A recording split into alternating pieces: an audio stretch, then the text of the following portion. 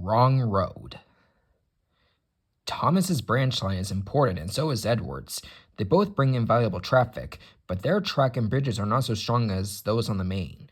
That is why the Fat Controller does not allow the heavier mainline engines such as Gordon and Henry to run on them.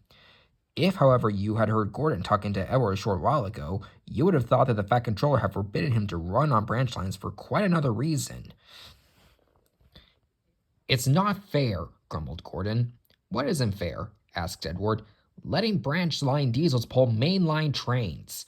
"Never mind, Gordon. I'm sure Boko will let you pull his truck sometimes. That would make it quite fair." Gordon spluttered furiously. "I won't pull Boko's dirty trucks. I won't run on branch lines." "Why not? It would be a nice change." "The Fat Controller would never approve," said Gordon loftily. "Branch lines are vulgar." He puffed away in a dignified manner. Edward chuckled and followed him to the station. Gordon, his driver, and his fireman all say it was the lady's fault.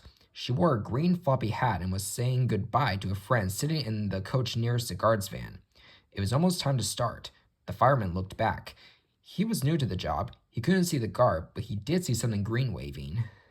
He thought it was the flag. "Right away, mate," he called.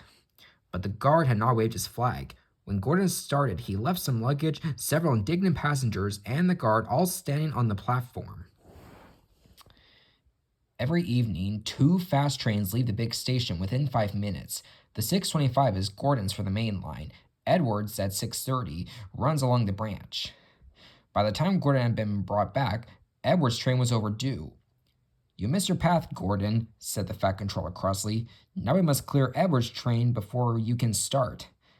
They should have put everything right with the least possible trouble. But control of the big station made things worse. They forgot to warn the signalman at Edwards Junction about the change of plan.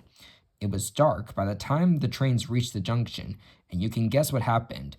Edward went through on the main, while Gordon was switched to the branch.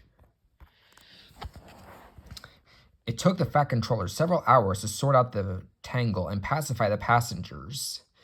In the end, Gordon was left with his fire drawn, cold and cross, on one of Edward's sidings.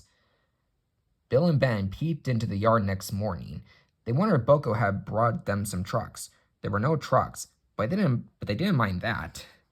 Teasing Gordon, they thought, would be much better fun. "What's that?" asked Bill loudly. "Shh," whispered Ben. "It's Gordon." "It looks like Gordon, but it can't be. Gordon never comes on branch lines. He thinks them vulgar." Gordon pretended he hadn't heard. "If it isn't Gordon," said Ben, "it's just a pile of old iron, which we better take to the scrap yard."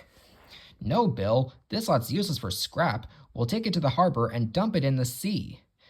Gordon was alarmed. "I am Gordon! Stop! Stop!" The twins paid no attention. Gordon shut his eyes and prepared for the worst. The twins argued loudly and long. Bill favored the scrapyard, while Ben said that the cutting up in such places was something cruel.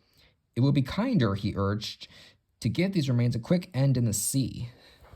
"Besides," he went on, "they would make a lovely splash." Gordon could not view either prospect with any enthusiasm. Up to that time, he had disapproved of diesels. They were, he considered, ugly, smelly, and noisy. But when he opened his eyes and saw Boko coming into the yard, he thought of the most beautiful sight he had ever seen. "Boko, my dear engine," he gasped. "Save me!" Boko quickly sized up the situation and sent Bill and Ben about their business. They were cheeky at first, but Boko threatened to take away the trucks of coal he had brought for them. That made them behave at once. Gordon thought he was wonderful. "Those little demons," he said. "How do you do it?" "Ah, well," said Boko, "it's just a knack." Gordon thinks to this day that Boko saved his life. But we know that the twins were only teasing, don't we?